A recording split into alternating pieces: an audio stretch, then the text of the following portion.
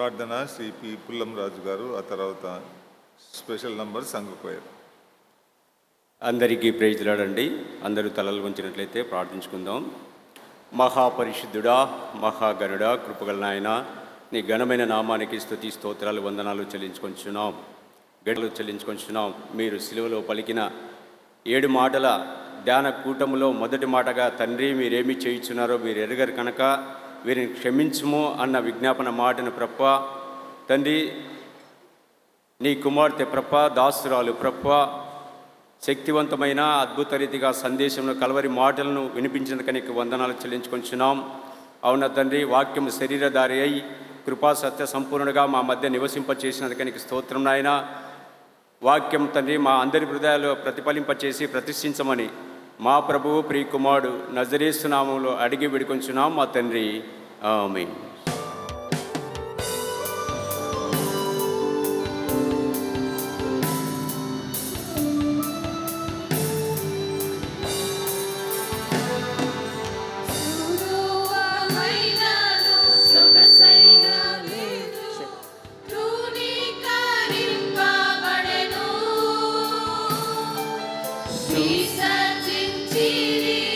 మనుషులెల్లరూ దైవమే విడెను,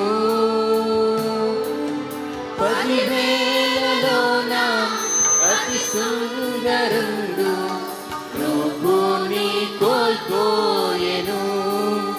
ఆహా, 10,000లోన అతి సుందరుడు ప్రభుని కోల్పోయెను. పరిశుద్ధమే యేసుని రక్తం ప్రవహించెను కల్వరిలో, కడుగబడును పావన రక్తం ప్రభు యేసుని.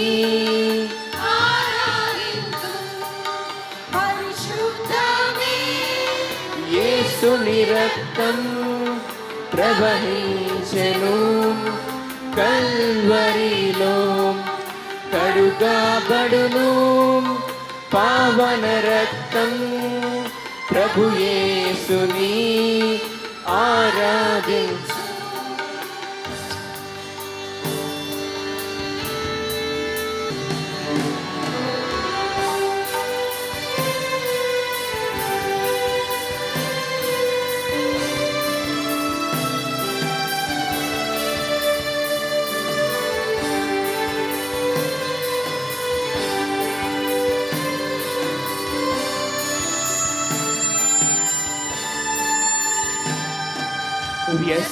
వ్యసనాక్రాంతునిగా, వ్యాధిగ్రస్తునిగా కనిపించే నా ప్రియుడు.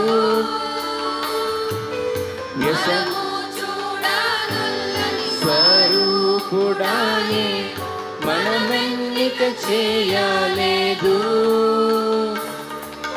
10,000లోన అతి శ్రేష్ఠనీయుడు.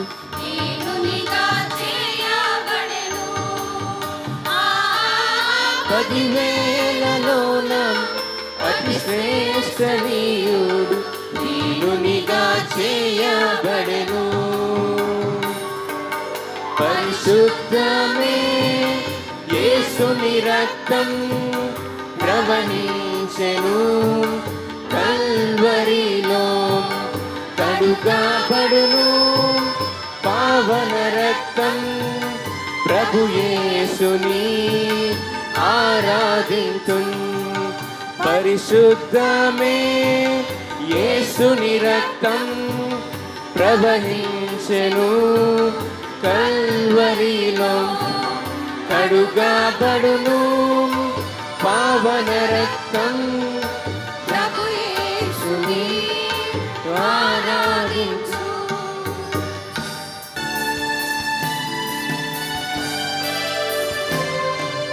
మన రోగములను భరించే ప్రభువే నిశ్చయముగా సిలువపై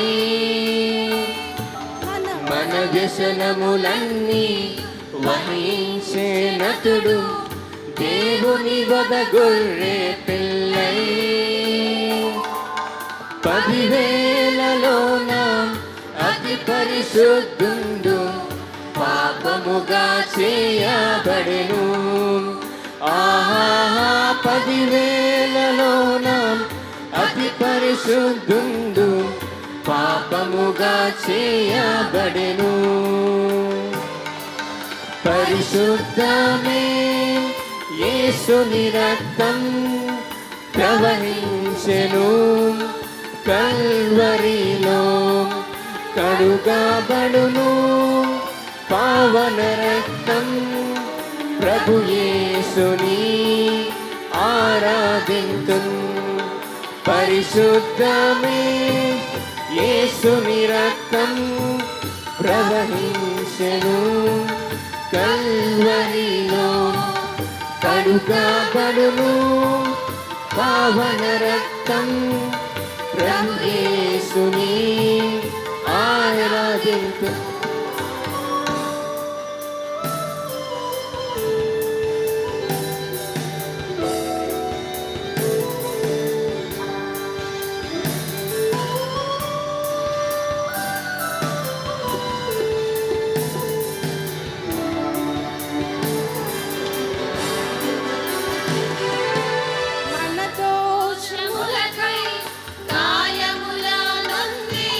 స్వస్థతనిచ్చే ప్రియుడై మన సమాధానకర్త శిక్షను భరించే నలుగా గొట్టబడెను.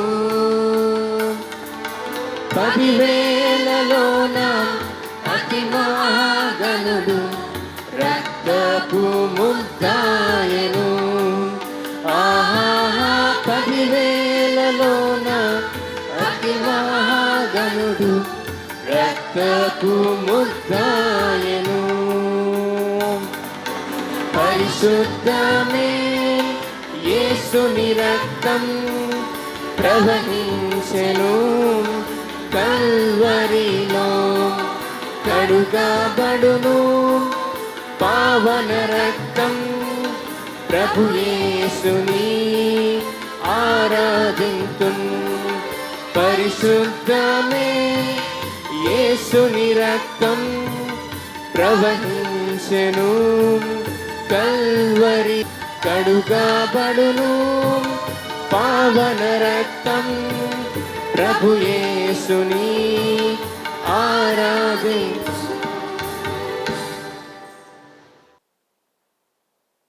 రెండవ మాట, నేడు నీవు నాతో కూడా పరదేశంలో ఉండు. వేదవాక్య పఠనము సిఎస్ చిరంజీవి. తర్వాత ప్రార్థన శ్రీమతి ఆర్ ప్రేమలీలా హెన్రీ.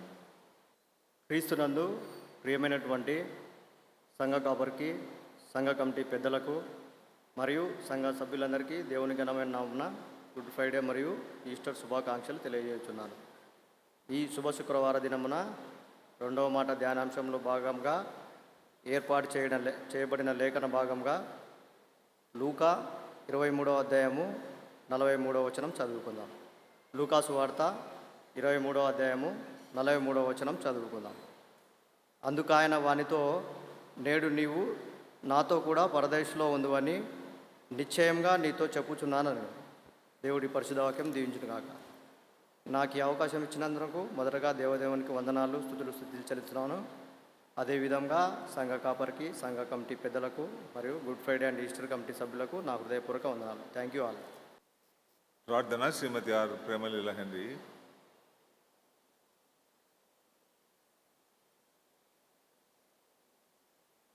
మరి లేనట్లయితే పూలదాస్ ప్రసాద్ గారు ఉన్నట్లయితే వచ్చి ప్రార్థించాలని మనం చేస్తున్నాం. పూలదాస్ ప్రసాద్.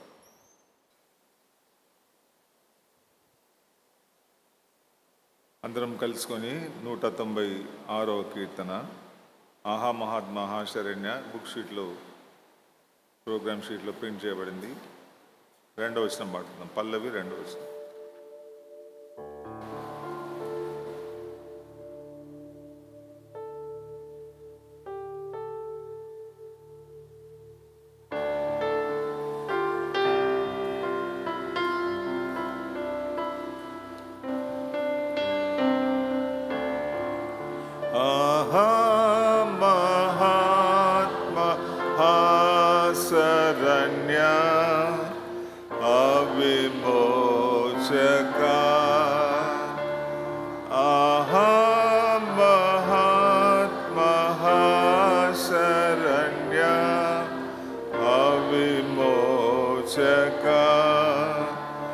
ద్రోహరహిత సంపెన్నిను నా ద్రోహరహిత సంపెన్నిను నా దోషమే గదా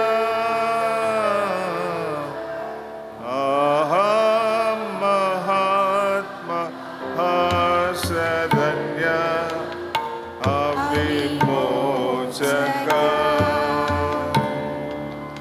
నీవు నాతో పరదైసున నేడేయుందువు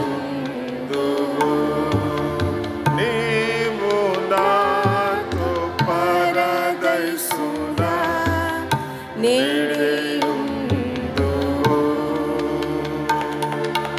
పావనుండా ఇట్లు బలికి పావనుండా ఇట్లు బలికి పాపిగా చితి ఆహా మహాత్మ శరణ్య అవిమోచక. సందేశము శ్రీమతి ఆర్ సుశీల బెంగళూరు గారు. అందరికీ ప్రైజ్ లాడండి. దేవునికి స్తోత్రము. మరి ఈ సమయాన్ని, ఈ దినాన్ని దేవుడు మనకిచ్చినందులకు దేవునికి స్తుతులు, స్తోత్రాలు, వందనాలు చెల్లిస్తున్నాను. మరి ఈ అవకాశం నాకు ఇచ్చిన దేవదేవునికి ప్రత్యేకమైన వందనాలు. అదేవిధంగా Easter and Good Friday programme committee chairman దేవపుత్రన్న గారికి, కిరణ్ సెక్రటరీ గారికి వందనాలు. ప్రత్యేకంగా స్టాండింగ్ కమిటీ ప్రెసిడెంట్ గారికి కూడా నేను వందనాలు చెల్లిస్తున్నాను. ఎందుకంటే ఈ విషయాన్ని నాకు తెలియజేసి ఇది కన్ఫర్మ్ ఫైనల్ అక్క మీరు చెప్పాలి అని అన్నప్పుడు నేను కొద్దిగా సందేహించినాను. మోకాళ్ళ నొప్పులతో నేను అప్పుడప్పుడు ఎక్కువసేపు నిలబడతానో లేదో అని అన్నప్పుడు దేవుడు తప్పక సహాయం చేస్తాడని చెప్పినప్పుడు ఆయన చెప్పిన మాటలకు నేను ఎంతగానో సంతోషిస్తున్నాను. నిజంగా దేవుడు తన చేతితో పట్టుకొని తన ఆత్మతో నన్ను నిలబెట్టినందులకు దేవునికి వందనాలు, స్తుతులు, స్తోత్రాలు. ఈ శుభ శుక్రవారం రోజు ఫస్ట్ మరి సప్తస్వరాల్లో మొదటి స్వరాన్ని గురించి తెలియజేసిన మేరీ సాదా ఆంటీ గారికి కూడా నేను కంగ్రాచులేషన్స్, థ్యాంక్స్ చెప్తున్నాను. ఎందుకంటే ఆమె షేర్ చేసుకున్న ఈ సప్త స్వరాలలో అంత గొప్ప లెజెండ్ ఆమె. అంత వాక్యంలో ఎంతో తర్ఫీదు పొందిన గొప్పవారు. వారు షేర్ చేసుకున్న ఈ ఆల్టర్ మీద నేను కూడా అల్పురాలను అయినప్పటికీ నేను కూడా ఈ వాక్యంలో పాలు పంపులు పొంది మీ మధ్యన ధ్యానించుటకు దేవుడు నాకు ఇచ్చిన ఈ అవకాశాన్ని, ఆశీర్వాదాన్ని బట్టి కూడా దేవునికి నేను ఎంతగానో వందనాలు చెల్లిస్తున్నాము. ఒక్క నిమిషం ప్రార్థన చేసుకుందాం. దేవా, పరలోకమందున్న మా గొప్ప ప్రభువా, నీ చేతితో నన్ను పట్టుకోనైనా నీ ఆత్మతో నడిపించి ఈ మీరు సిలువలో పలికిన ప్రభువా ఈ 7 మాటల్లో 2వ మాటను గురించి ధ్యానించుచుంటుండగా నన్ను మరుగుపరిచి మీరు ముందుండి సంఘానికి నాకును మాకును మరొకసారి ప్రభువా మీరు సిలువలో పలికిన 2వ మాటను గురించి మాకు తెలియజేసి ఆత్మీయంగా ఇంకా మేము మేలులు పొందలాగున దీవించమని నన్ను నేను నీ చేతికి అప్పగిస్తూ యేసునామమున ప్రార్థిస్తున్నాం తండ్రి, ఆమేన్. క్రీస్తునందు ప్రియమైన వారులారా, ఈ 7 దేవుడు తెలియజేసిన సిలువలో మరి పలికిన 7 మాటలు సప్తస్వరాలు, ఇవి సువర్ణమైన మాటలు. తర్వాత ఈ 7 మాటలు 7 సప్తపదులు అని కూడా అంటారు. తర్వాత 7 మెట్లు అని కూడా అంటారు. మొదటి మెట్టులో మనం ప్రవేశించినప్పుడు 7వ మాటకు చేరినప్పటికీ దేవుడు మనలందరినీ కూడా పరలోక రాజ్యానికి వారసులుగా చేస్తాడని, మరి మనము ఈ 7 మాటల ద్వారా పరలోక రాజ్యంలో చేరగలుగుతామని, పరలోక రాజ్యపు తలుపులు 7వ మాట ద్వారా తెలవబడతాయని తెలుసుకొని మనము దేవునికి కృతజ్ఞతాస్తుతులు, వందనాలు చెల్లించాల. మరి 2వ మాటలో లూకాసు వార్త 23:42-43 వచనాల్లో ఇది ఉంది. మరి ఇక్కడ ఇద్దరు దొంగలు మరి యేసు ప్రభు మధ్యన ఉన్నారు. కుడివైపు ఒకరు, ఎనవైపు ఒకరు, మరి సిలువలో వేలాడదీయబడినట్టుగా ఉంది. మరి ఇక్కడ యేసు ప్రభువు రెండవ దొంగతో అన్నట్టుగా, మరి నేడు నీవు నాతో కూడా పరదైసులో ఉందువని నిశ్చయముగా నీతో చెప్పుచున్నాను. మామూలుగా మరి వాగ్దానం ఇచ్చినట్టు కానీ, మాట చెప్పినట్టు కానీ లేదు, కానీ ఆ మాటలో ఒక నిశ్చయత, అంటే కంప్లీట్గా అంటే నువ్వు ఇప్పుడు వెళుతావు పరదైసుకు, నాతో కూడా నువ్వు ఉంటావు అనే ఒక మరి వాగ్దానము అక్కడ దేవుడు చేసినట్టుగా నిశ్చయము అనే మాటను దేవుడు పలికి ఉన్నాడు. నేడు నీవు నాతో కూడా పరదైసులో ఉంటావని నిశ్చయముగా నీతో చెప్పుచున్నానని మరి యేసు ప్రభువు రెండవ దొంగతో చెప్పినట్టుగా గమనిస్తున్నాము. తర్వాత మరి మత్తయి సువార్తలో గమనిస్తే ఆయనతో సిలువ వేయబడిన వారును బంతిపోటు దొంగలు మరి ఆయనను నిందించినట్టుగా గమనిస్తున్నాము. లూకా సువార్తలో కూడా మొదటి దొంగ అంటున్నాడు, నువ్వు క్రీస్తువు కదా, క్రీస్తువు కదా అని క్రీస్తును ఒప్పుకున్నాడు ఆయన. కానీ ఆయన యొక్క గొప్పతనాన్ని, ఆయన మహిమను, ఆయన ఇచ్చే ఆ రక్షణను అతడు మొదటి దొంగ గుర్తించలేదు. అందుకే అల్ప విశ్వాసము, అవిశ్వాసి, మరి మొదటి జీవితము మరవలేనివాడు. కాబట్టి నిన్ను నీవు రక్షించుకొని, నువ్వు క్రీస్తువు అయితే నిన్ను నీవు రక్షించుకొని మమ్మల్ని కూడా రక్షించవచ్చు కదా అని మరి దేవునితో మాట్లాడుతూ ఒక విధమైన ఛాలెంజ్ చేస్తున్నట్టుగా ఉంది అన్నమాట. తర్వాత మార్కు సువార్తలు కూడా అట్లనే ఇరువురు కూడా మరి యేసు ప్రభు మధ్యలో ఉండగా అటువైపు ఒకరు ఇటువైపు ఒకరు దొంగలు సిలువ వేయబడినట్టుగా గమనిస్తున్నాము. కానీ ఈ రెండవ దొంగ అయితే మరి ఏ విషయము అతడు పట్టించుకోలేదు, కానీ మొదటి మాటలో విన్న ఆ సువర్ణమయమైన ఆ పదములు, ఆ వాక్యాలు, ఆ మాటలు, ఆయన నోటి నుంచి వచ్చిన ఆ పలుకులు, సిలువలో మొదటిసారిగా వచ్చిన ఆ పలుకులను విన్నట్టుగా ఆయన హృదయంలో కృచ్చుకున్నట్టుగా మనము గమనిస్తున్నాం.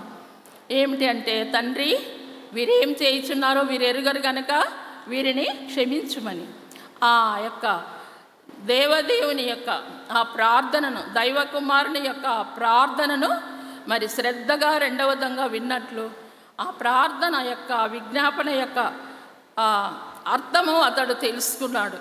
తర్వాత తండ్రి ఏ విధంగా క్షమించమని తండ్రిని వేడుకుంటున్నాడో యేసు ప్రభు ఆయన యొక్క కృపను, ఆయన యొక్క ప్రేమను, ఆయన యొక్క గొప్పతనాన్ని ఆ సిలువలోని రెండవ దొంగ తెలుసుకున్నట్టుగా మనము గమనిస్తున్నాము.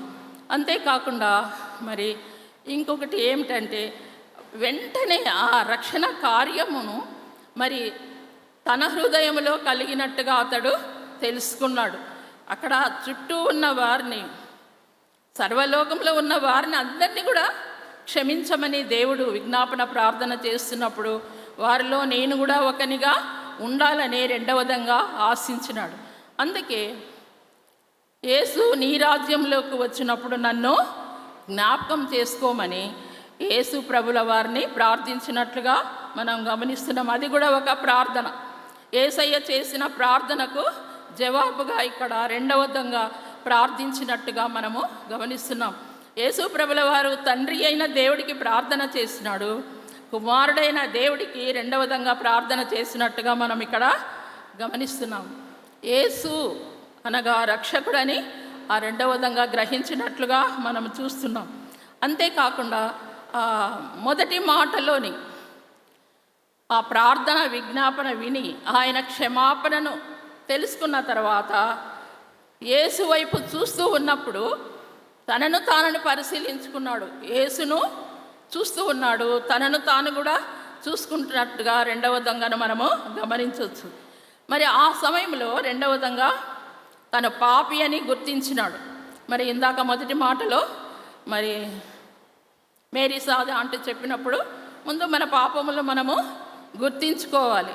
ఆ విధంగా ఇతడు రెండవ దొంగ తను ఎంత గొప్ప పాపినో, ఎంత గొప్ప అపరాధినో, ఎన్ని తప్పిదములు చేసినాడో గమనించుకున్నాడు, గుర్తించుకుంటున్నాడు. ఆ సిలువలోనే అప్పుడప్పుడే అతనికి అన్నీ కూడా గుర్తు వస్తున్నాయి. అందుకే మరి రెండవ దొంగ మొదటి దొంగతో అంటున్నాడు, మనకైతే ఇది న్యాయమే, చేసిన వాని ఫలితము మనము పొందుచున్నాము కదా, ఇది మనకు న్యాయమే అని చెప్పుతూ ప్రభువుని గురించి ఒక గొప్ప స్టేట్మెంట్ ఇస్తున్నాడు. క్రీస్తు యేసు పాపము లేని పరిశుద్ధుడు అని ఒప్పుకున్నాడు. ఇవే కార్యాలన్నీ సిలువలోనే జరుగుతున్నాయి. క్రీస్తు యేసు పాపం లేని పరిశుద్ధుడని ఒప్పుకున్నాడు. అంతేకాకుండా రెండవ దొంగ మొదటి దొంగతో అంటున్నాడు, క్రీస్తు నిర్దోషి, అన్యాయముగా విమర్శలకు శిక్షకు అతడు మరి పాలు పొందినాడు కాబట్టి అతడు నిర్దోషి అని, ఏ అపరాధము చేయలేదని రెండవ దొంగ ఒప్పుకున్నట్టుగా గమనిస్తున్నాం. అంతేకాకుండా ఆయన రారాజుగా తిరిగి వస్తాడని కూడా గుర్తించినాడు. ఎవరు? రెండవ దొంగ. అందుకే యేసు నీ రాజ్యంలోనికి వచ్చినప్పుడు నన్ను జ్ఞాపకం చేసుకోమని విజ్ఞాపన చేస్తున్నాడు. తండ్రికి యేసు ప్రభుల వారికి విజ్ఞాపన చేస్తున్నాడు. ఈ విషయంలో మనము గమనిస్తే సిలువలోనే రెండవ దొంగ పశ్చాత్తాపడినట్టుగా మనము గమనిస్తున్నాం. అంతేకాకుండా యేసు ప్రభువును రక్షకునిగా కూడా అతడు రక్షించేవాడు. ఇంతమందిని లోకమునంతటిని కూడా రక్షించిన దేవుడు, రక్షించటానికే ఈ లోకానికి వచ్చినాడు, నేను కూడా తప్పక రక్షింపబడతాననే ఆ గొప్ప మరి ఆ విశ్వాసాన్ని అతడు ఆ సిలువలో పొందగలిగినాడు. అంతేకాకుండా తన నిజస్థితిని తెలుసుకున్నాడు. యేసయ్యను చూస్తూ తన నిజస్థితిని, తను ఎంత గొప్ప నేరస్తుడు, తనకు ఎంత గొప్ప పాపములు చేసినాడు, ఎంత గొప్ప అపరాధములు చేసినాడో తాను గ్రహించుకున్నాడు. ఈ విధంగా గ్రహించుకోవడం వల్ల యేసు ప్రభువును చూస్తూ అతడు ఈ మాట పలికినప్పుడు, యేసు ప్రభువుతో యేసు నీ రాజ్యంలోకి వచ్చినప్పుడు నన్ను జ్ఞాపకం చేసుకొని అన్నప్పుడు అతనిలో గొప్ప కార్యము దేవుడు చేస్తున్నాడు. అదే రక్షణ కార్యం. ఆ రక్షణ కార్యము సిలువలోనే రెండవ దొంగకు ప్రాప్తించింది. తన వైపు చూసుకొని తన పాపాలు గుర్తొచ్చినాయి. దేవుని వైపు చూసినప్పుడు తన పాపాలన్నీ ఒప్పుకొని నీ రాజ్యంలోకి వచ్చినప్పుడు నన్ను జ్ఞాపకం చేసుకో అన్నప్పుడు గొప్ప రక్షణ కార్యము రెండవ దొంగలో కలిగిందనమాట. వెంటనే రెండవ దొంగకు గొప్ప విశ్వాసం వచ్చింది. అసాధ్యమైన పరిస్థితులలో సిలువలో ఉండి వ్రేలాడబడిన అసాధ్యమైన వాటిని సాధ్యంగా చేయగల దేవుడు నా ప్రక్కన ఉన్నాడని తెలుసుకొని ఆ గొప్ప విశ్వాసంతో అసాధ్యమైన పరిస్థితుల్లో దేవుణ్ణి విశ్వసించినట్టుగా మనం ఇక్కడ గమనిస్తున్నాం. తర్వాత దొంగ యొక్క ఈ రక్షణ జీవితం ఏ విధంగా మొదలైంది అంటే, దొంగకు అసలుకు మనం ఆయన జీవితాన్ని గమనిస్తే ప్రార్థించుటకు కానీ మోకరించుటకు కానీ ఆ సిలువలో అతనికి అవకాశము లేదు. తర్వాత అతడు ఏమి భాషలతో కొన్ని గంటల్లో ఏం చేయగలడు? అతడు మోకరించుటకు ప్రార్థించుటకు అంటే అంతవరకు పాత జీవితం అంతా పాపంతోనే నిండిందనమాట. భాషలతో మాట్లాడటం కానీ దర్శనాలు స్వప్నాలు చూడటం కానీ ఏది కూడా అతనికి అవకాశం లేని స్థితి. సిలువ కార్యమును నమ్మినాడు. అతడు తన స్థితిలో ఉంటూ కూడా ప్రక్కన ఉన్న రక్షకుని గ్రహించినాడు. ఆ సిలువ కార్యాన్ని నమ్మి విశ్వాసము ద్వారా, తన విశ్వాసము ద్వారా కృపచేతనే, దేవుని యొక్క కృపచేతనే రక్షింపబడినాడు. వెంటనే రక్షింపబడినాడు. అందుకే ఆ రక్షణ కార్యం అతనిలో జరిగినప్పుడు పశ్చాత్తాపము కలిగి యేసు నీ రాజ్యంలోనికి వచ్చినప్పుడు నన్ను జ్ఞాపకము చేసుకోమని అడిగినప్పుడు వెంటనే దేవుడు కూడా పరమునకేగుచున్న విమోచకుడైన యేసు ప్రభువు కూడా ఆయన పెదవుల నుండి అంత రక్తసిక్తమైన ఆ శరీరంతో ఉంటూ బాధను అనుభవిస్తూ కూడా ఆ ప్రక్కనున్న దొంగ వైపు చూసి, నేడు నీవు నాతో కూడా పరదైసులో ఉంటావు అని. మరి నా మనస్థితి ఏ విధంగా ఉందో మనల్ని మనం ఒకసారి పరిశీలించుకోవాలి. నేడు అనే సమయం ఉండగానే మనము రక్షణ జీవితాన్ని అనుభవించాలి. హెబ్రీ పత్రిక 3:14-15 దాంట్లో ఉంది. నేడు అను సమయం ఉండగానే ప్రతిదినము ఒకరికొకడు ఏం చేయాలమ్మా? బుద్ధి చెప్పుకోవాలి. ఏం చేయాలా? బుద్ధి చెప్పుకోవాలి. ఎవరు? మనము. పక్కనున్న ఇప్పుడు సిలువలో ఉన్నది కదా, అది అయిపోయి 2000 సంవత్సరాలు అయిపోయింది. దాన్ని మనం జ్ఞాపకం చేసుకొని యేసు ప్రభు చేసిన శిలువ కార్యం ద్వారా, ఆ రెండవ దగ్గర యొక్క రక్షణ కార్యము ద్వారా మనమేమి తెలుసుకున్నాము, ఎంతవరకు వాటిని మనము పాటిస్తున్నాము, ఇతరులకు ఆ రక్షణ కార్యాన్ని గురించి ఎంతవరకు మనము తెలియజేస్తున్నాము, ఎంతమంది ఆత్మలను మనము రక్షించినాము, ఇంకా ఎవరెవరికి తెలియజేయాలి. యేసయ్య చెప్పిన ఆ సర్వలోకమునకు వెళ్ళి సర్వ సృష్టికి సువార్తను ప్రకటించమన్న ఆ సువార్తను మనము ఎంతవరకు ప్రకటిస్తున్నామో మనల్ని మనము పరిశీలించుకొని ఒకరినికొకరు నేడు అనబడు సమయం ఉండగానే, నేడు ఈరోజు అనే సమయం ఉండడం ద్వారా, విశ్వాసము ద్వారా, సాక్ష్యము ద్వారా మనము ఒకరికొకరు బుద్ధి చెప్పుకోవాలి. మన సాక్ష్యం ద్వారా అనేక మంది రక్షింపబడతారు, మన ప్రార్థన ద్వారా అనేక మంది రక్షింపబడతారు. మన విశ్వాసం చూసి, మన జీవితం చూసి, మన ప్రవర్తన చూసి, మన క్రియలు చూసి నిజంగా వీరిలో యేసు ప్రభువు ఉన్నారు, వారి దేవుడు గొప్ప దేవుడు అని మన క్రియల ద్వారా, మన ప్రవర్తన ద్వారా అనేక మంది దేవుని వైపుకు తిప్పబడి క్రీస్తులో అంటగట్టబడి వారు కూడా రక్షణ పొందే రీతిగా మన జీవితాలు మనకు ఉండాలి. అంతేకాకుండా ఇంకా 2 కొరింథీ 6:2 చెప్తున్నాడు, ఇదిగో ఇప్పుడే అనుకూల సమయము, ఇదియే రక్షణ దినం. ఈ వాక్యము ప్రతిరోజు దేవుడు మనకు చెప్పుచున్నట్టే ఉంటుంది. ప్రతిరోజు అనుకూల సమయము, రక్షణ దినము, రక్షణ పొందుతాము. కానీ రక్షణను ఎలా కాపాడుకోవాలో మనకు తెలియదు. రక్షింపబడతాము, పోగొట్టుకుంటూ ఉంటాము, రక్షింపబడతాము, పోగొట్టుకుంటూ ఉంటాము. స్థిరమైన విశ్వాసము, స్థిరమైన రక్షణ జీవితము మనలో ఉందా? మనము ఎలా మన రక్షణ జీవితాన్ని కాపాడుకోవాలి? ఎలా మన విశ్వాస జీవితాన్ని పట్టుదలతో ప్రారంభించాలి? ఎలా మన ప్రార్థనా జీవితాన్ని పట్టుదల కలిగి ప్రార్థించి మనం అడిగిన వాటినన్నిటినీ పొందగలిగే గొప్ప స్థితికి మనము చేరాల.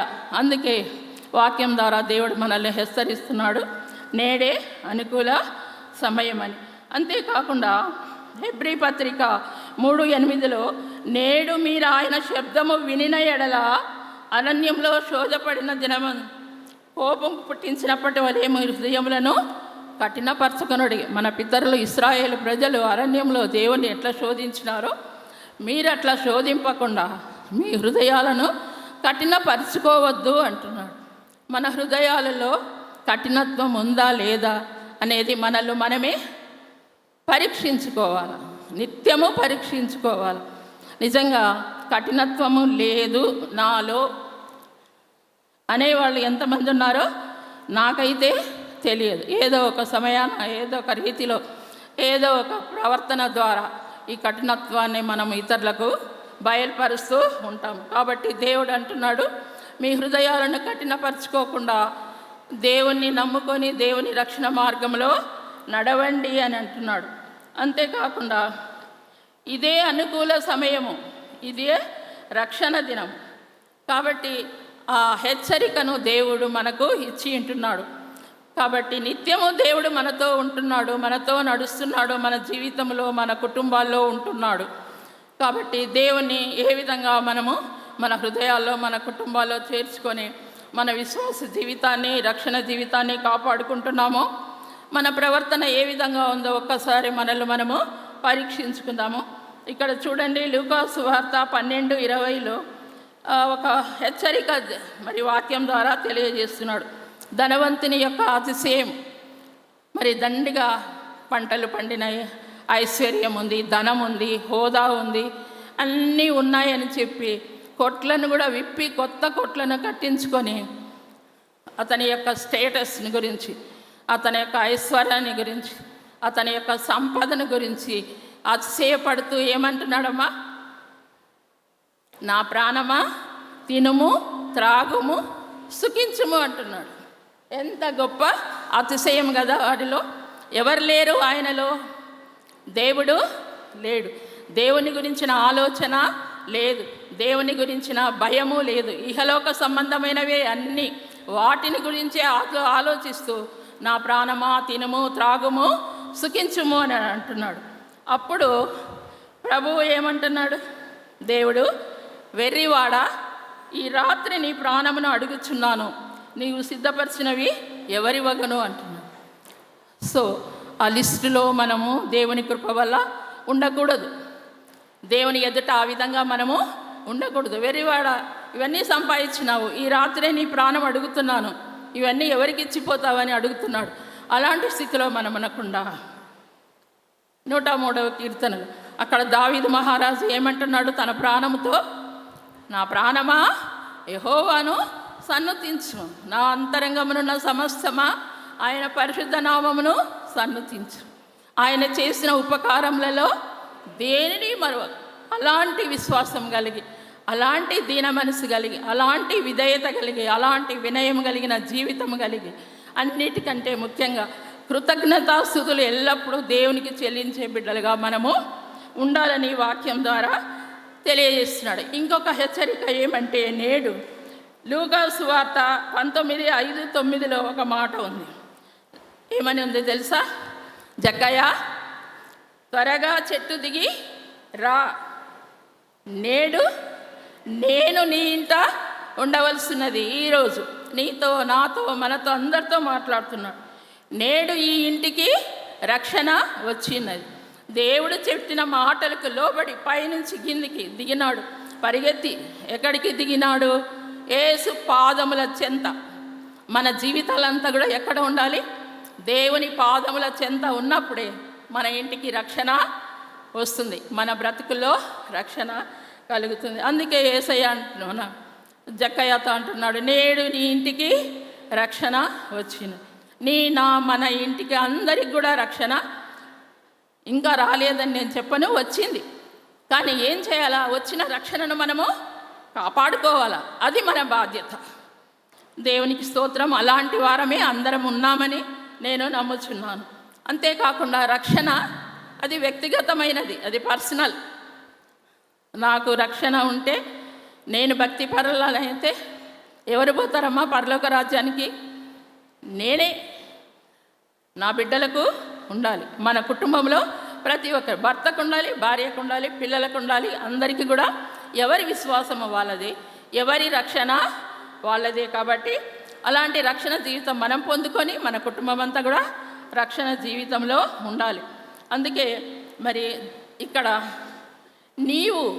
నేడు నీవు, అక్కడ రెండవ దొంగకు మాత్రమే చెప్తున్నాడు నీవని.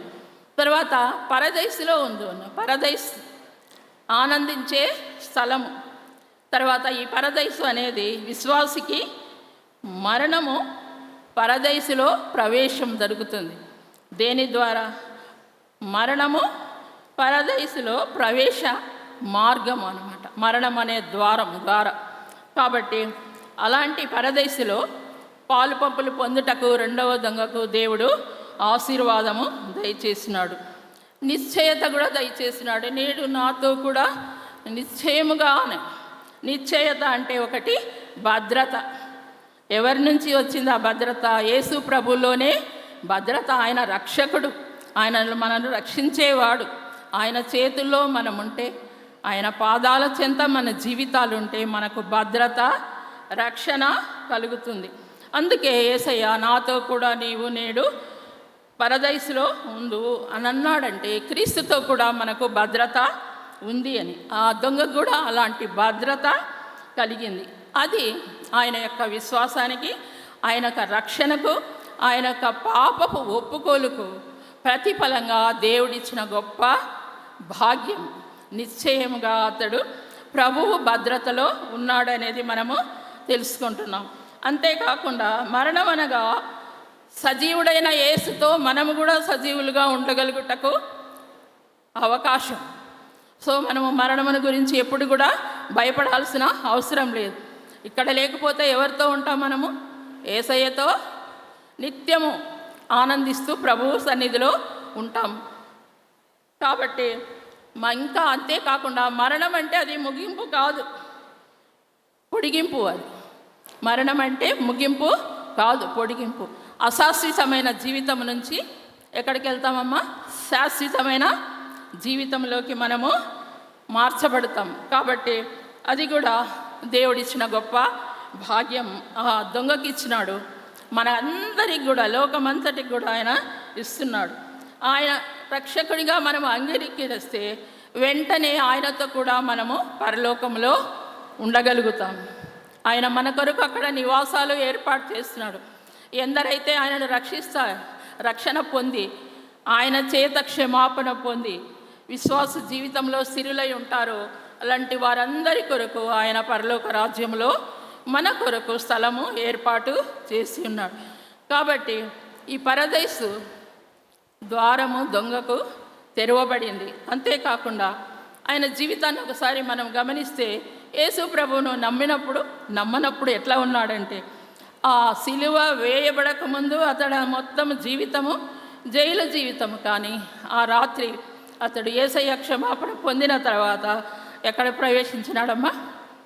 పరదైసులో ప్రవేశించినాడు. జైలులో ఎండిన రొట్టె ముక్కలు తినే ఆయన జీవజలపు ఊటల యొద్దకు పరదైసుకు ప్రవేశ పెట్టబడినాడు. ఉదయమున జైలులో మురికి నీరు తాగే అతడు జీవజలపు ఊటల యొద్దకు ప్రవేశ పెట్టబడినట్టుగా మనము గమనిస్తూ ఉన్నాం. ఉదయమున మానవ సమాజంలో ఈ లోక సంబంధమైన వాటిలో పనికి మాలిన వాడిగా, పాపిగా ఎంచబడిన అతడు యేసు ప్రభువుని ఎప్పుడైతే క్షమాపణ వేడుకున్నాడో అప్పుడు పరదశలో పరిశుద్ధ దేవునికి రాజకుమారుడిగా ఎంచబడినట్టుగా మనము గమనిస్తున్నాం. ఆ సమయం వరకు సిలువలో ఒంటరిగా శ్రమ, ఒక్కడే ఆ శ్రమను ఎవరు పంచుకునేవారు లేరు. యేసయ్య శ్రమనే ఎవరు పంచుకోలేదు, ఆ దొంగ శ్రమను ఎవరు పంచుకుంటారమ్మా? కానీ రక్షింపబడిన వెంటనే క్రీస్తుతో కూడా సహవాసం కలిగినాడు. తర్వాత నీవు నేను ప్రభువుతో ఉంటే, ప్రభువుని నమ్ముకుంటే, ప్రభు మార్గంలో నడిస్తే, రక్షణను కాపాడుకుంటే మనము కూడా దేవునితో పాటు సహవాసం కలిగి సహజీవనము చేస్తాము. ఇంతవరకు అతడు నరకమునకు పాత్రుడైన దొంగ ఇప్పుడు పరలోకవాసిగా మార్చబడుతున్నాడు అనమాట. ఇంతవరకు చీకటి జీవితం అనుభవించిన అతడు ఇప్పుడు అతని జీవితంలోకి ఏమొచ్చింది? వెలుగు వచ్చింది. వెలుగు జీవితము అతడు పొందగలిగి ఉన్నాడు. అంతేకాకుండా నేడు అనగా అతి త్వరగా, నాతో అనగా ఎంతో గొప్ప స్నేహ సంబంధము నాతో కలిగి అని యేసు ప్రభు అంటున్నాడు. పరదైసులో ఎంతో మంచి విశ్రాంతి పొందమని దేవుడు అతనికి మరి అవకాశం ఇచ్చినట్టుగా మనము గమనిస్తున్నాం. ఈ గొల్గొతా కొండ మీద జరిగిన ఈ అద్భుతమైన మిరాకిల్, దేవుడు చేసిన గొప్ప మిరాకిల్ ఏమిటి అంటే, సిలువ చెట్టు ఎండిన మొద్దు అక్కడ చిగురించుటకు ప్రారంభించిందంట. గొల్గొతా కొండ మీద సిలువ చెట్టు ఎండిన మొద్దు ఎట్లా చిగురించింది, ఎట్లా ఫలించిందంటే, యేసు రక్తపు ద్వారలతో, ఆ రక్త దారలతో ఆ సిలువ ఆ ఎండిన మొద్దు తడిసిపోయి చిగురించి ఆకులుగా, పువ్వులుగా, పండ్లుగా ఫలించినట్టుగా మనము గమనిస్తూ ఉంటున్నాం. అంతేకాకుండా ప్రభుని రక్తదారులతో తేమకు మొలకెత్తిన మొదటి విత్తనం ఎవరమ్మా? రెండవ దొంగ. ఆ సిలువలో దేవుడు ఫలింపజేసుకున్న మొదటి ఫలము ఏది? రెండవ దొంగ. కాబట్టి ఆయన రక్తంతో కడగబడిన వారమైన మనమందరం కూడా సిలువ ద్వారా దేవునికి ఫలించడి ఫలాలుగా మనం కూడా ఉండగలుగుతాము. ఆయన చేతులు సిలువకు మేకులుగా కొట్టబడి ఉండగా మరి ఆ చేతులు పశ్చాత్తాప్తుడైన ఆ రెండవ దొంగకు పరదైసులో ప్రవేశించుటకు తాళపు చెవులను తన స్వహస్తాలతో విప్పినాడు. ఎవరి కొరకు? రెండవ దొంగ కొరకు. కాబట్టి ప్రియమైన సంఘస్థులారా, ప్రభువుతో నిత్య రాజ్యంలో ఉండాలని మన విశ్వాస జీవితాన్ని, రక్షణ జీవితాన్ని, ప్రార్థనా జీవితాన్ని ప్రభు వచ్చు పర్యంతం కాపాడుకుంటూ అనేకులను ప్రభు సన్నిధికి రప్పించే సాధనాలుగా మనము వాడబడాలని నిత్యము దేవుని ప్రార్థించేవారుగా ఉండి మన విశ్వాస జీవితాన్ని, రక్షణ జీవితాన్ని కాపాడుకొని ఈలోక ఆశల వైపు పోకుండా, పడిపోకుండా నిత్యమైన సత్యమైన మార్గములో నడవాలని మరి వాక్యం ద్వారా దేవుడు మనల్ని హెచ్చరిస్తున్నాడు. చివరిగా సిలువను గురించిన వార్త నశించుచున్న వారికి వెరితనము కానీ, విశ్వసించున్న మనకు అది దేవుని శక్తి అయి ఉన్నది. దేవుడిచ్చిన ఈ సమయాన్ని బట్టి దేవునికి వందనాలు, స్తుతులు, స్తోత్రాలు చెల్లిస్తున్నాను. సంఘం అంతటికి, తర్వాత మరొకసారి స్టాండింగ్ కమిటీ వారికి, ప్రోగ్రామ్ కమిటీ వారికి వందనాలు చెల్లిస్తూ ముగిస్తున్నాను. Thank you very much. మీ అందరికీ శుక్రవారపు శుభములు తెలియజేస్తున్నాను. దేవుడు నాకు ఇచ్చిన ఈ అవకాశాన్ని బట్టి దేవునికి వందనాలు చెల్లిస్తూ ప్రోగ్రామ్ కమిటీ వారికి, స్టాండింగ్ కమిటీ వారికి నా హృదయపూర్వక వందనాలు చెల్లిస్తున్నాను. ప్రార్థన చేసుకుందాం. కృపాసత్య సంపూర్ణ మీ పరిశుద్ధమైన పాదములకు, మీ ఘనమైన నామమునకు వందనాలు, స్తోత్రాలు చెల్లిస్తున్నాను. ప్రత్యేకంగా మా జీవితంలో ఈ యొక్క దినాన్ని మీ యొక్క తండ్రి ప్రభా శిలువ శ్రమల ధ్యాన కూటంలో 7 సప్తవాక్కులను తండ్రి ప్రభా ధ్యానించుటకు మీరు మాకు ఇచ్చిన శ్రేష్టమైన ఈ సమయాన్ని బట్టి మీ ఘనమైన నామమునకు వందనాలు, స్తోత్రాలు చెల్లిస్తున్నాను. శ్రేష్టమైన మరి దివ్య వాక్కులను మరి రెండవ మాటగా మరి చెప్పిన విధానం, రెండవ మాటలో సిలువలో ఇరువైపులా 2 దొంగలు ఉన్నారు. మరి ఇద్దరు దొంగలు మరి సమానమే, కానీ ఒక దొంగ పశ్చాత్తాపడినాడు, యేసును రక్షకుడుగా అంగీకరించినాడు. మొదటి మాట వినగానే మరి యేసును పడిన శ్రమలన్నిటినీ, ఎవరెవరు హింసించినారో, ఎవరెవరు తిట్టినారో, ఎవరెవరు కొట్టినారో, ఎవరెవరు దూషించినారో వారినందరినీ క్షమించమని యేసు ప్రార్థన చేసినాడు మొదటి మాటలో. ఆ ప్రార్థన వినగానే మరి రెండవ దొంగ యొక్క హృదయంలో మరి పశ్చాత్తాపము కలిగింది. తండ్రి ప్రభా రక్షణ, యేసు రక్షకుడని అంగీకరించగలిగే మరి హృదయము ఆయనకు ఇవ్వగలిగినారు. ప్రభా మీకు వందనాలు, స్తోత్రాలు చెల్లిస్తున్నాను. నిజంగా మరి ప్రపంచంలో ఈ యొక్క దివ్య వాక్కులను ధ్యానిస్తున్న ఎంతమంది ఉన్నారో, ఈ సంఘంలో ఎంతమంది ఇక్కడ కూర్చున్నారో, సంఘ ఆవరణం అంతా ఎంతమందితో నిండి ఉన్నారో, ఎవరెవరైతే మరి ఇరు దొంగలలో హృదయ పశ్చాత్తాపం కలిగిన దొంగను జ్ఞాపకం చేసుకుంటే ఆయన యొక్క పశ్చాత్తాపము మరి తన పాపములను ఒప్పుకున్నాడు, ఇది మనకు సహజమన్నాడు, యేసు నిజమైన రక్షకుడని ఒప్పుకుని ఆయనతో పరదేశంలో ఉండుటకు మరి యేసు యొక్క క్షమాపణను పొందగలిగినాడు. మరి ఇక్కడ మేము మా సంఘంలో, సంఘ ఆవరణంలో ఎంతమంది ఇంకా రక్షణానుభవం లేని వారు ఉన్నారో, మరి ఇంకా దేవుణ్ణి గుర్తించలేని వారు ఉన్నారో, గుర్తించి కూడా ఇంకా దేవుని యొక్క స్థానానికి సరైన రక్షణ జీవితాన్ని జీవించలేకపోతున్నారో వారందరూ ఈరోజు నేడే రక్షణ దినం, నేడే అని తెలుసుకొని మరి ఈ యొక్క పరిశుద్ధ ఆలయంలో తమ హృదయాలను ఒప్పుకొని యేసును అంగీకరించగలిగే కృప దయచేస్తారని మరి ఇచ్చిన శ్రేష్టమైన సమయాన్ని బట్టి మీకు వందనాలు చెల్లిస్తూ మీకే మహిమ, ఘనత, కీర్తి, ప్రభావం ఆరోపిస్తూ నజరేయుడైన యేసుక్రీస్తు అతి పరిశుద్ధ నామమున స్తుతించి ప్రార్థించి అడిగి వేడుకుంటున్నాను తండ్రి. ఆమేన్. ఇంచుమించు ప్రతి మాట దగ్గర ఒక స్పెషల్ సాంగ్ ఉంది.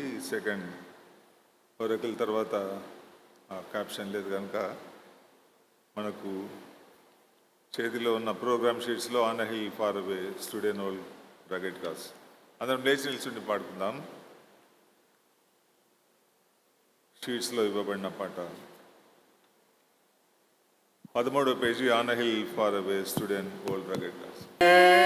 Emblem of suffering and shame, And I love that old cross where the dearest and best for a world of lost sinners was slain. So I cherish thee, O rugged cross, till my trophies at last I lay down. I will cling to thee, O rugged cross, and exchange it someday for a crown. Oh, that old rugged cross, so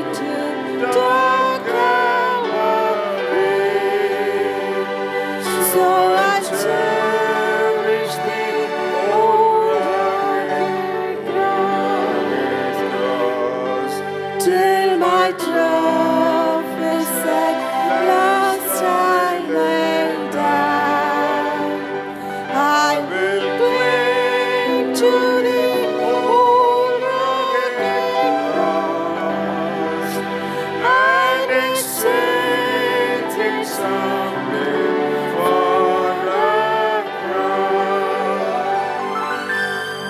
In that old rugged cross, stained with blood so divine, a wondrous beauty I see.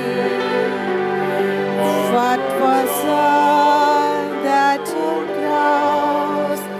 Jesus suffered and died to pardon and sanctify me.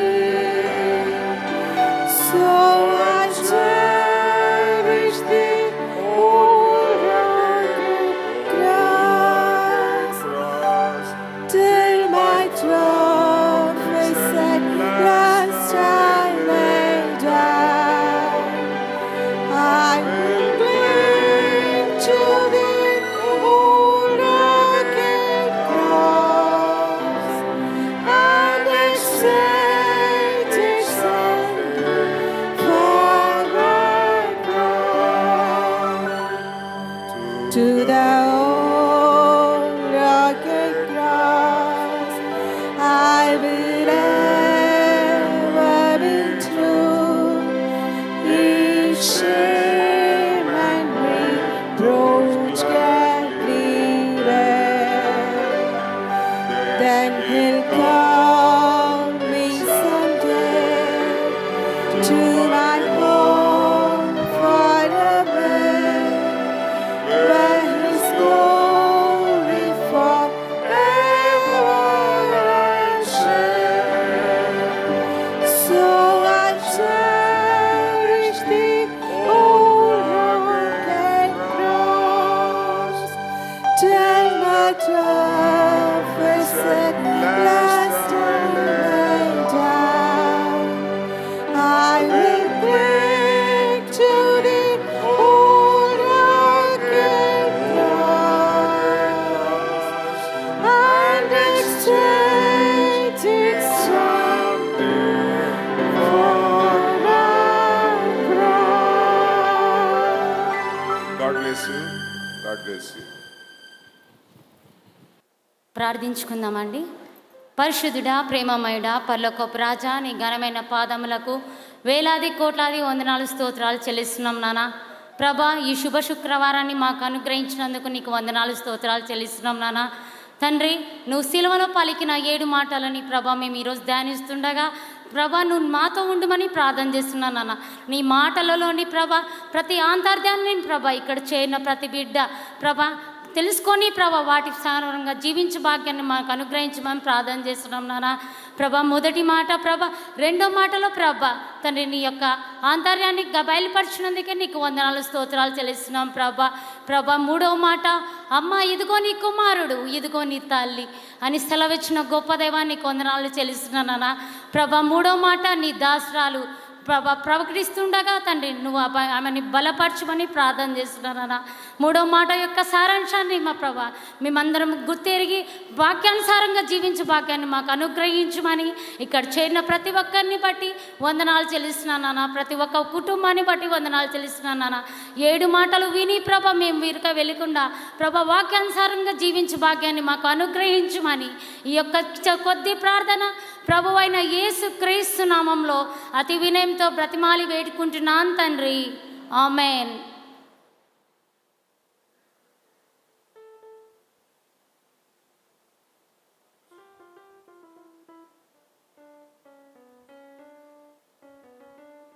సందేశము CM SR రాణి పాలరాజు గారు, chief web director, సంతకూర మహామహాత్మా ఆశరణ్య, పల్లవి 3వ వచనం.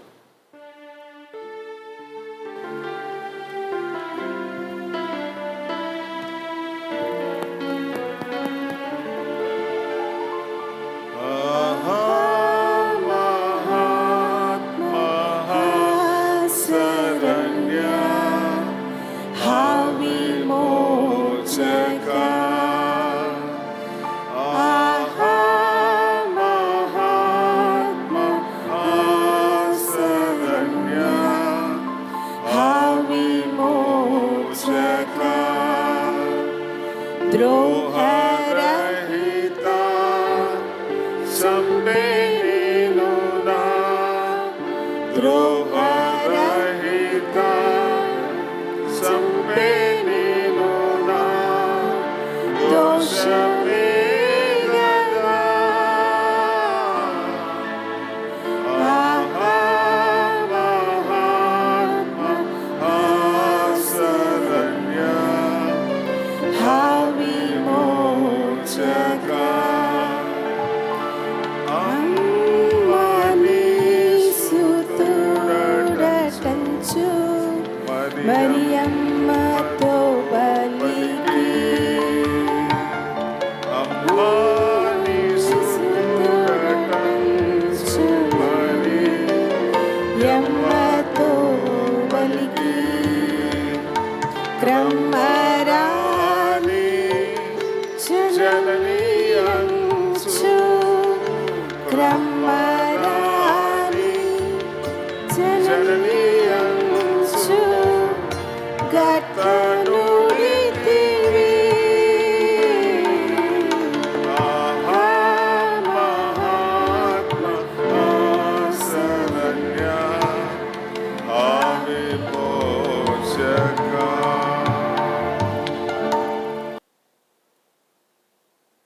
Praise lord.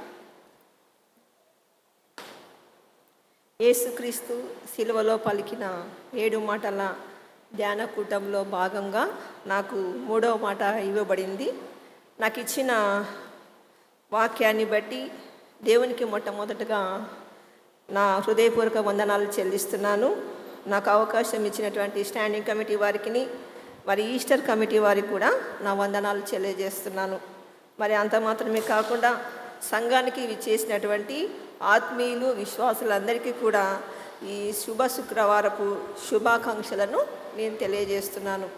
మరి praise TV ద్వారా మరి ఇళ్లలో ఉంటూ వీక్షిస్తున్నటువంటి వారికి కూడా వందనాలు చెల్లిస్తున్నాను. నాకు ఇవ్వబడినటువంటి వాక్య భాగము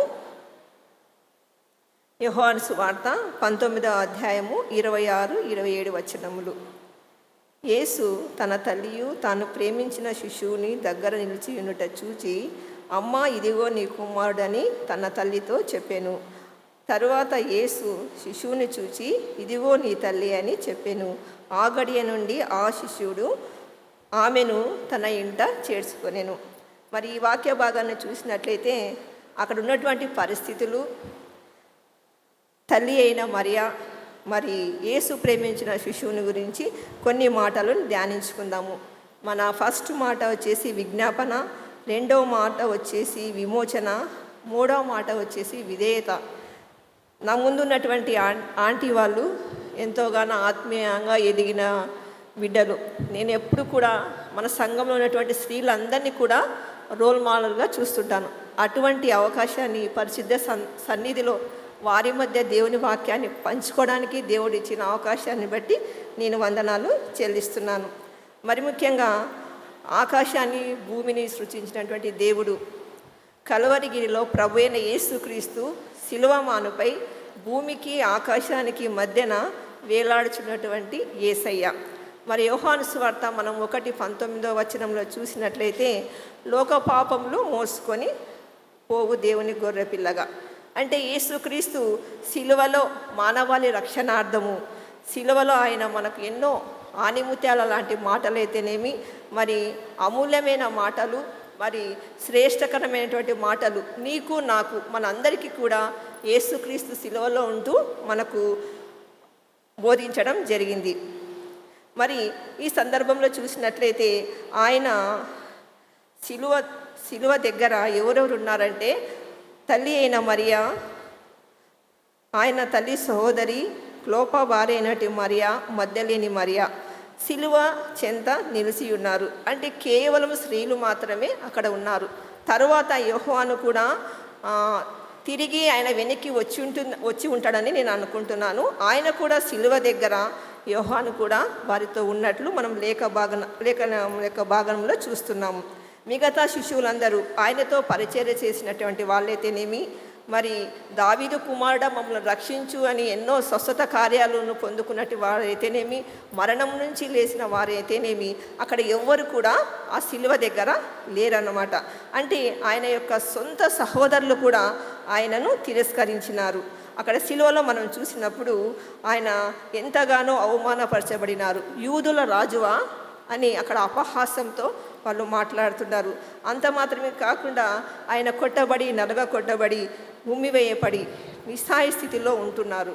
ఈ స్థితిలో కూడా నిస్సహాయ స్థితిలో గాలికి రక్తము క్లాట్ అయి ఉంటుంది. మరి అటువంటి సమయంలో కూడా పెదవులు, నాలుక దాహంతో తడబడే పరిస్థితుల్లో కూడా ఆయన పైనుంచి శిలువలో తన తల్లిని చూసి, అమ్మా ఇదిగో నీ కుమారుడు అని చెప్పడం జరిగింది. మనం యెషయా 3:2 చూసినట్లయితే, అతని స్వరూపమైనను సొగసైనను లేదు, మనం అతని చూచి అపేక్షించున్నట్లుగా అతని యందు స్వరూపము లేదు. అంటే యేసుక్రీస్తు రక్తసిక్తమైనటువంటి ఆ పరిస్థితుల్లో కూడా అమ్మ యొక్క ప్రేమను ఆయన అక్కడ తెలియజేస్తున్నారు. అమ్మ అనే పిలుపులో ప్రేమ, ఆప్యాయత మరి ఆయనలో మనకు కనిపిస్తుంది. జాతి యావత్తు కూడా యేసుక్రీస్తును ద్వేషించినప్పుడు తల్లి మాత్రము ఆ పరిస్థితుల్లో కూడా కొడుకుని విడవకుండా శిలువ దగ్గరనే అక్కడ ఉండడం మనం చూస్తాము. మరి యేసుక్రీస్తు తల్లి అక్కడ ఆ యొక్క సందర్భంలో ఎంతగానో ఆమె వేదన చెంది ఉంటుంది. మనము అనేక రీతిగా లోకరీతిగా అనేక నానుడి ఉన్నాయన్నమాట సామెతలు. తల్లి లేని బిడ్డను ఈ ధరణి కూడా మోయలేదు. అంటే నేను ఒక బీఈడి తెలుగు మెథడాలజీ కాబట్టి కొన్ని వాక్యాలు నాకు ఈ వాక్యం చెప్పేటప్పుడు నాకు మతికి వచ్చినాయి అన్నమాట. అంటే తల్లి యొక్క గొప్పదనము, అంటే ధరణి కూడా మోయలేని పరిస్థితుల్లో కూడా ఈ యొక్క తల్లి అనేది మోస్తుంది. అంత మాత్రమే కాకుండా తాటి చెట్టు అంత తండ్రి లేకపోయినప్పటికీ తాటాకు లాంటి తల్లి ఎంతో మేలు చేకూరుస్తుంది అని అక్కడ చెప్పడం జరిగింది. అంటే యేసుక్రీస్తు యొక్క తల్లి యొక్క ప్రేమను మనం ఈ లోకంలో తల్లి యొక్క ప్రేమను మనం విలువ కట్టలేము. మనకు అనేక రకాలుగా అన్ని వస్తువులు అన్నీ దొరకవచ్చు, కానీ తల్లి యొక్క ప్రేమ ఒకటి మనకు తల్లిలోనే దొరుకుతుందని మనం తెలుసుకొనవచ్చును. మరి తల్లి అనే మాటను మనము యేసుక్రీస్తు బైబిల్లో తన తల్లిని ఒక అమ్మగా సంబోధిస్తున్నట్లు తెలుగు బైబిల్లో ఉంది. కానీ ఇంగ్లీష్ బైబిల్లో చూసినట్లయితే జాన్ 2:4 చాప్టర్లో చూసినట్లయితే, and Jesus said he to her women, అంటే ఆమెను ఒక ఉమెన్గా అక్కడ చూడడం జరుగుతుంది. ఏది అయినప్పటికీ ట్రాన్స్లేషన్లో ఉమెన్ అయినప్పటికీ, ఒక అమ్మ అయినప్పటికీ కూడా యేసుక్రీస్తు ప్రభువు తల్లి ఆమె ఒక యేసుక్రీస్తుని ఒక కుమారునిగా కాక ఆమె ఒక రక్షకునిగా కూడా ఆమె అక్కడ దేవుని అని సంబోధిస్తున్నట్లు మనం చూస్తున్నాము. లూకాసు 1:48 చూసినట్లయితే మరియమ్మ అంటుంది, నా ఆత్మ రక్షకునందు ఆనందిస్తుంది. అంటే ఆమె యేసుక్రీస్తు ఆ మరియమ్మ తల్లి అయినప్పటికీ కూడా ఆయన లోక రక్షకునిగా ఒకని దేవునిగా అక్కడ చూస్తున్నాము. మరి బైబిల్లో అమ్మ అనే మాటను, ఉమెన్ అనే మాటను కేవలం 4 చోట్ల మాత్రమే యేసయ్య పలికినట్లు మనం చూస్తాము. ఒకటి కానానులో ద్రాక్షారసం అయిపోయినప్పుడు, మళ్ళీ పస్కా పండగ సందర్భంగా వాక్యంను అనుసరించే జీవించే విధానంలోనూ క్రీస్తు శిలువలో పలికినటువంటి 3వ మాటగా అక్కడ అమ్మ అనే పిలుపును మనం చూస్తున్నాము. మరి యేసుక్రీస్తు తల్లి ఎంతో సహనంతో మరి ఎంతో కృప కలిగిన దానిగా అక్కడ మనం చూస్తున్నాము. లూకాసు వార్త 2:42 చూసినట్లయితే, గాబ్రియేలు దూత, దయాప్రాప్తురాలా నీకు శుభము, ప్రభువు నీకు తోడై ఉన్నాడు, భయపడకము, నీవు గర్భము ధరించి కుమారుని కందువు అని అక్కడ అన్నప్పుడు, యేసుక్రీస్తు కన్యకైన మరియ గర్భం ధరించి అన్నప్పుడు ఆమె ఎంతగానో ఒక విధమైనటువంటి ఆవేదన, ఒక విధమైన నిందలు ఆనాడు ప్రపంచంలో, ఆనాడు యొక్క సమాజంలో ఆమెకు కలిగి ఉంటాయని మనం తెలుసుకొనవచ్చును. మరి లూకాసు వార్త 2:52 చూసినట్లయితే, ఆమె తల్లి అయిన మరియా ఈ సంగతులని ఆమె హృదయంలో భద్రపరుచుకుంది. అంటే ఎన్నో రకాలైన శోధనలు, ఆపదల మధ్య ఉన్నప్పటికీ కూడా ఆమె అన్నీ ఎంతో మౌనంగా తన మదిలోనే ఉంచుకునింది. 2000 సంవత్సరాలు అయినప్పటికీ కూడా మరియమ్మ ఇప్పటికీ కూడా ఒక పరిమళ సువాసనగా ఉందని మనం చెప్పవచ్చును.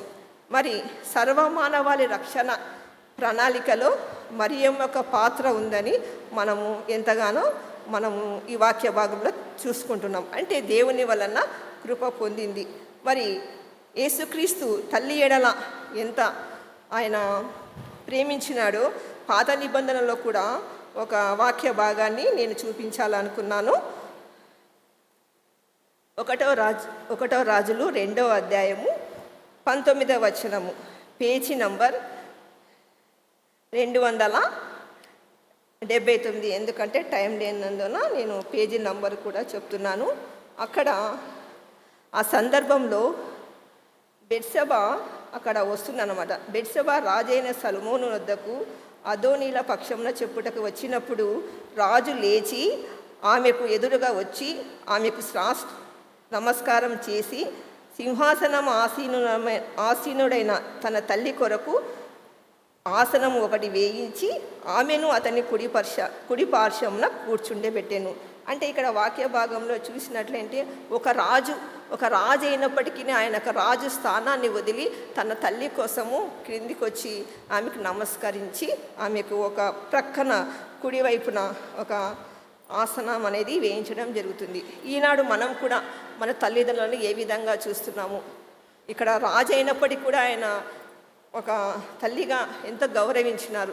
మనం ఎటువంటి పొజిషన్లో ఉన్నా, మనం ఈ దినాల్లో ఎటువంటి పొజిషన్లో ఉన్నా కూడా మన పేరెంట్స్ను మనము ఒక స్థితిలో మనం వారిని పక్కన కూర్చునేగలిగేటువంటి మనస్సు మనకు ఉండాలని నేను ఈ సందర్భంగా తెలియజేస్తున్నాను.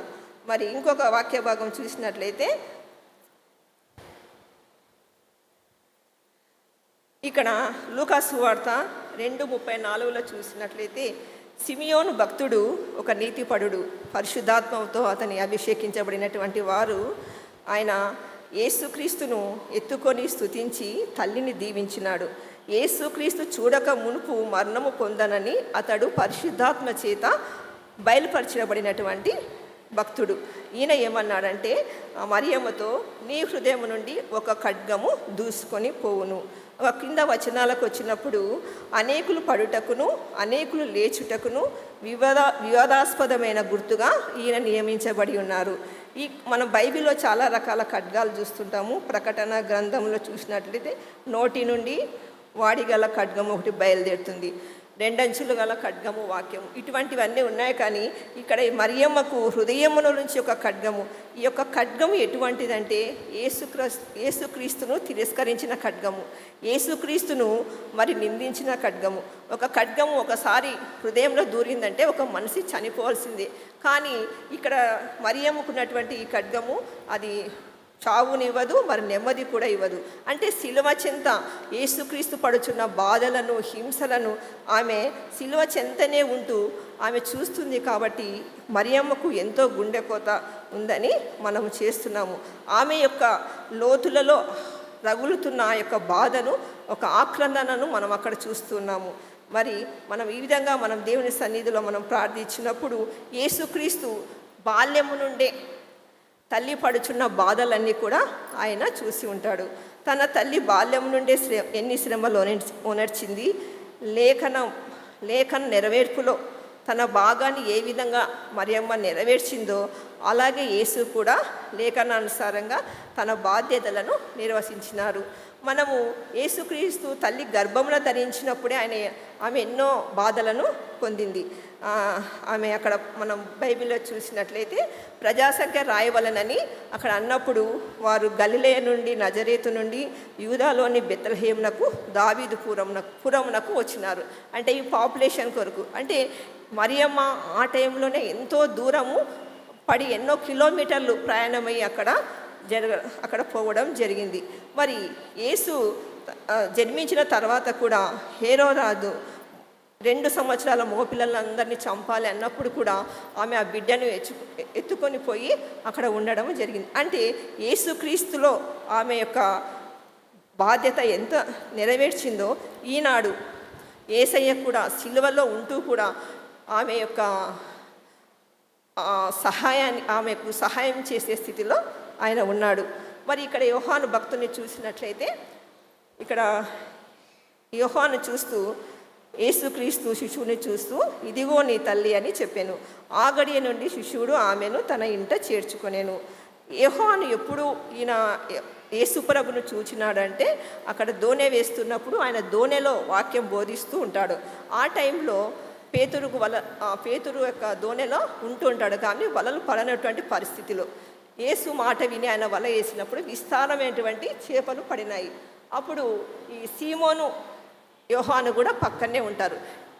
ఎన్నో ఎన్నో ఆశ్చర్య కార్యాలను అంటే విస్తారమైన చేపలు చూసినప్పుడు యోహాను కూడా ఆశ్చర్యపడి యేసుక్రీస్తును విశ్వసించి ఉంటాడని, ఆయనకు సమీపంగా ఉంటాడని నేను అనుకుంటున్నాను.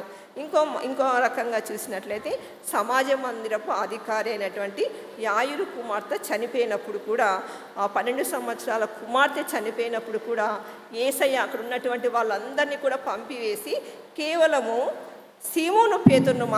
సీమోనును మరి యోహాను మాత్రమే అక్కడ ఉంచుకొని ప్రార్థిస్తాడు. ఆ బిడ్డ బతుకుతుంది. అంటే మరణము నుండి లేపిన యేసయ్యను కూడా విశ్వసించడంలో యోహాను ఎంతగానో విశ్వసించి ఆయనకు సన్నిహితుడు అయినాడని మన వాక్య భాగాలు బోధిస్తున్నాయి. మరి యోహాను మాటకు కృపావరము మనం 1 కొరింథీ 12:4-11 చదివినట్లయితే కృపావరములు అనేటివి పరిశుద్ధాత్మ వలన కలుగును అని చెప్తున్నాయి అక్కడ. మరి యేసుక్రీస్తు చేత ప్రేమించబడినటువంటి శిష్యుడు యోహాను యేసుక్రీస్తు రొమ్మున ఆనుకునేటువంటి వాడు. మరి యోహాను ఎంతో ధన్యుడని చెప్పవచ్చును. ఆయన ఫస్ట్ నుంచి లాస్ట్ వరకు, చివరి వరకు అక్కడ ఆయనతోనే ఆయన సంబంధాలు కలిగి ఉన్నాడు.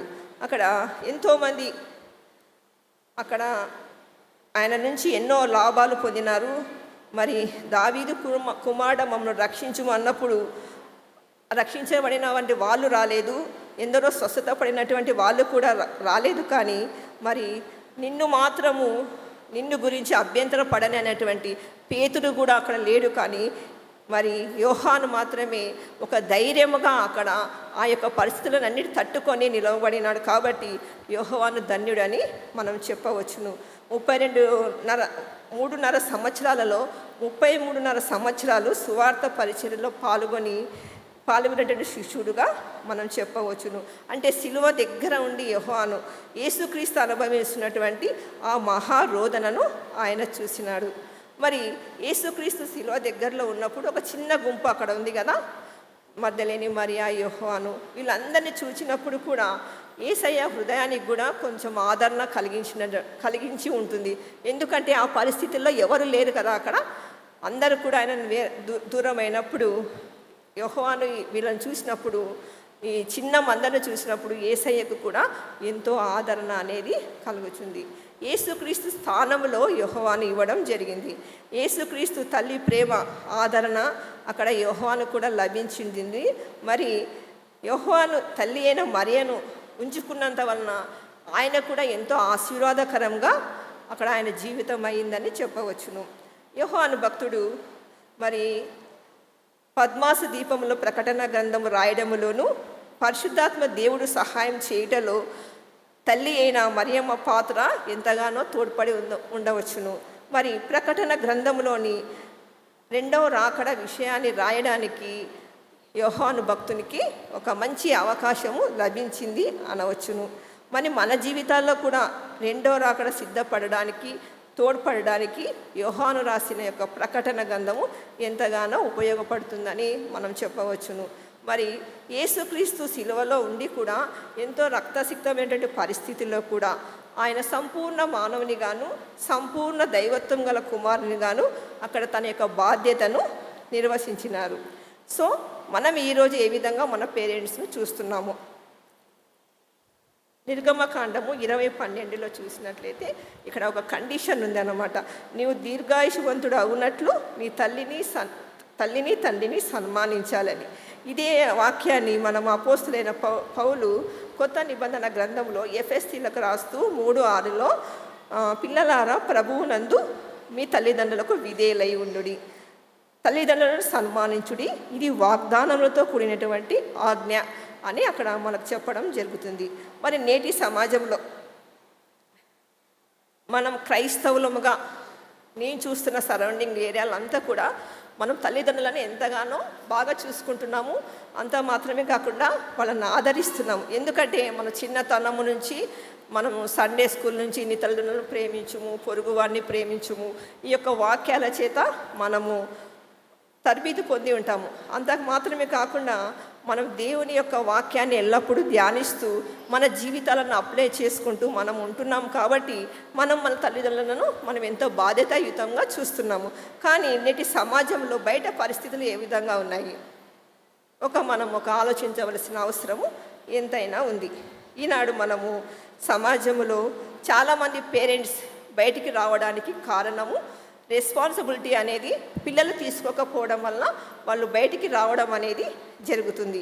కొంతమంది పేరెంట్స్కి అయితే కండిషనల్ లవ్, అంటే నాకు ఏమన్నా ఇస్తే నిన్ను చూస్తాను, మరి నాకు ఏమన్నా ఫ్లాట్ ఇస్తావా, గోల్డ్ ఇస్తావా, లేకపోతే ఇంకా ఏమన్నా పొలం ఇస్తావా, లాస్ట్కు నీ పెన్షన్ ఇస్తేనే నేను చూస్తాను అనేటువంటి పరిస్థితుల్లో ఈనాడు బయట సమాజంలో నేను చూస్తున్నాను. ఎందుకంటే మన క్రిస్టియానిటీలో అటువంటిది ఉండకపోవచ్చు అని నేను అనుకుంటున్నాను. మరి ముఖ్యంగా చూసినట్టే తల్లిదండ్రులను కూడా వేరు చేస్తున్నారు ఈనాడు. అంటే అమ్మ నాయనను, పెద్ద కొడుకు నేను తీసుకుంటా, చిన్న కొడుకును నేను తీసుకుంటా, ఈ విధంగా డివైడ్ చేసుకుంటూ వాళ్ళ యొక్క ప్రేమను కూడా మనం దూరం చేసిన వాళ్ళంగా అవుతున్నాను. మరి నేటి దినాలలో ఓల్డేజ్ హౌసెస్ అని ఎక్కువ అయిపోతున్నాయి. అంటే అనాథాశ్రమాలు. అనాథాశ్రమం అనేది ఎవరికి లేని వారికి. కానీ అందరూ ఉండి అన్నీ ఉండి కూడా అనాథాశ్రమంలో మనము ఈనాడు తల్లిదండ్రులు ఉండడము ఎంతో బాధాకరమైనటువంటి విషయము. నేను ఒకరోజు ఆఫ్టర్నూన్ నేను లంచ్ చేస్తూ టీవీ చూస్తున్నాను. అందులో ఒక యథార్థమైన ఘటన నా మనసుకు ఎంతో బాధ కలిగించింది. సెంట్రలైజ్ ఏసీ అది ఆశ్రమము, మంచి ఫర్నిచర్ అన్నీ ఉన్నాయి. కానీ యాంకర్ ఝాన్సీ వాళ్ళతో ఇంటర్వ్యూ చేస్తుంది. ఎందుకు అంకుల్ మీరు 17 ఇయర్స్లో బయటికి రావడం ఏమిటి మీ కారణము అని అన్నప్పుడు ఆయన కళ్ళ నిండా నీళ్లు పెట్టుకొని ఆయన వాళ్ళకి ఆన్సర్ ఇస్తున్నాడు. నేను మంచి ఆఫీసర్గా రిటైర్డ్ అయినాను, మా పిల్లలకి వెల్ సెటిల్ చేసినాను, అమెరికాలో ఉన్నారు, ఇక్కడ హైదరాబాద్లో కూడా పిల్లలు ఉన్నారు. నేను కొంతకాలం వరకు మా కుమారుని వద్దనే ఉన్నాను. కొంతకాలం తర్వాత వాళ్ళకి ఏమనిపించిందో, అంటే పెద్దోళ్ళు ఉంటే ఒక చాదస్సం అనుకుంటారు కదా, ఎట్లన్నా కానీ నేను బయటికి పంపించాలనుకున్నారేమో. ఆయన లంచ్ అవర్లో అన్నం తినే టైంలో అన్నం అంటే వాళ్ళ డిష్లో అన్నం పెట్టిపోతారంట వాళ్ళ కొడుకు కోడలు. ఆ డిష్లో గాజు ముక్కలు ఉన్నాయి, అంటే గ్లాస్ ముక్కలు. అవన్నీ చూసినప్పుడు ఆయన ఎంతో బాధగా కలిగింది. అన్నంలో గాజు ముక్కలే ఉండడం ఏమిటి? అన్నంలో గోధుమ అదేమంటారు, అన్నంలో వడ్ల గింజలు ఉండాలి, లేకపోతే నల్లరాళ్ళు ఉండాలి. ఈ గాజు ముక్కలని ఎట్లా వచ్చినాయి అని ఆయన చాలా విలపిస్తూ ఆ ఇంటర్వ్యూ ఇవ్వడం జరిగింది. నాకు కూడా చాలా మనసు బాధ అనిపించింది. నిజంగా ఈనాడు మనం స్త్రీలుగా మన కుటుంబంలో ఉన్నటువంటి ప్రతి ఒక్క బిడ్డను చూడవలసిన అవసరం ఉంది. ఎంతో ప్రేమతో చూడాలి వాళ్ళను, మనం ఎంతో ఆప్యాయతగా వాళ్ళను చూడాలని నేను ఈ టైంలో మిమ్మల్ని హెచ్చరిస్తున్నాను. మరి ఈ సమయంలో నాకు ఇచ్చినటువంటి ఈ యొక్క వాక్యాన్ని బట్టి నేను దేవునికి వందనాలు చెల్లిస్తున్నాను.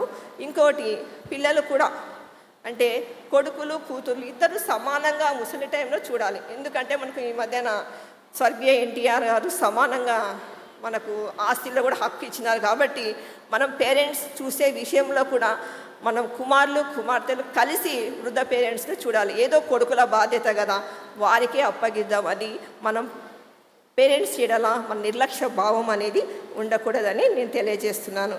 సో మనం పేరెంట్స్ని ఏ విధంగా చూసుకోవలసిన బాధ్యత మనది ఈనాడు మన పైన ఉందని నేను తెలియజేస్తున్నాను.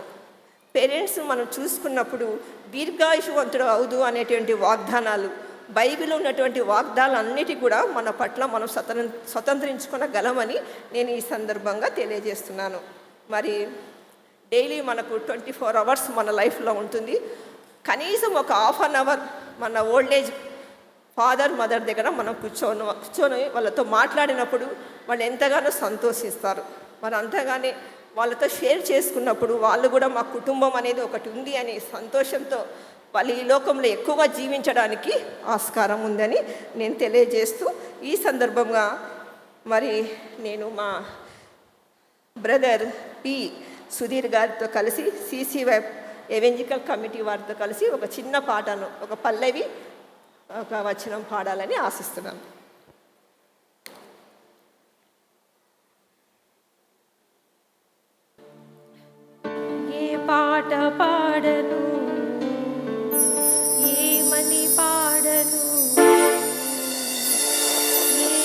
యేసయ్య సిలువ చూడగా కన్నీరు పొంగుచున్నది. ఏ పాట పాడను, ఏమని పాడను, యేసయ్య సిలువ చూడగా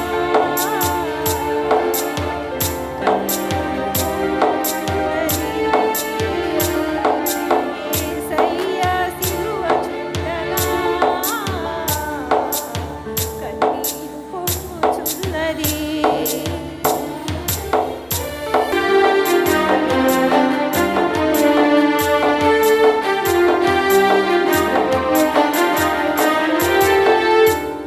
నడివీధిలో ప్రభు సిలువడి నడవంగా కొరడాలు దేహముపై నాట్యాలు చేయంగా. నడివీధిలో ప్రభు సిలువడి నడవంగా కొరడాలు దేహముపై నాట్యాలు చేయంగా. కారేటి రక్తాలు రక్తధారలై పారగా. కారేటి రక్తధారలు దారులై పారగా. పాపాలు క్షమించే పావనుడే శ్రమనుందా. పాపాలు క్షమించే పావనుడే శ్రమనుందా. ఏ పాట పాడను, ఏమని పాడను, యేసయ్య సిలువ చూడగా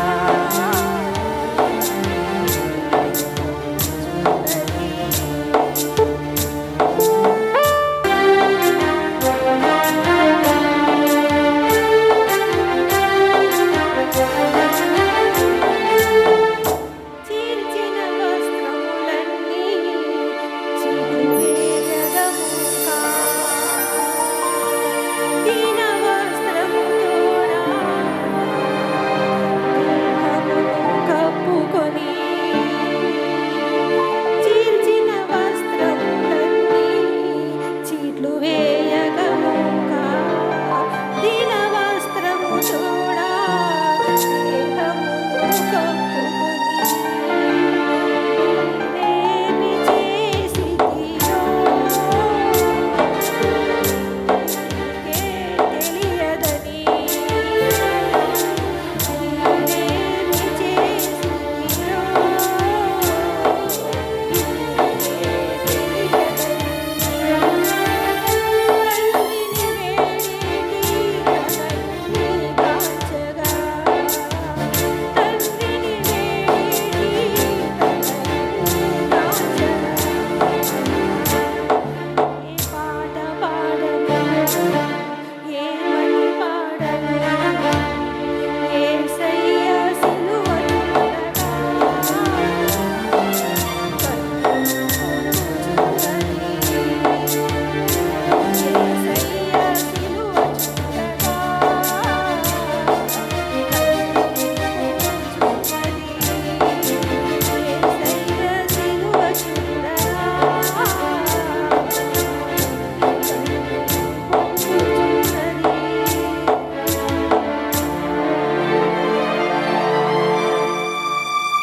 ఇచ్చిన అవకాశాన్ని బట్టి మరొకసారి మా మ్యూజికల్ కమిటీకి సుధీర్కి కూడా థ్యాంక్స్ తెలియజేస్తూ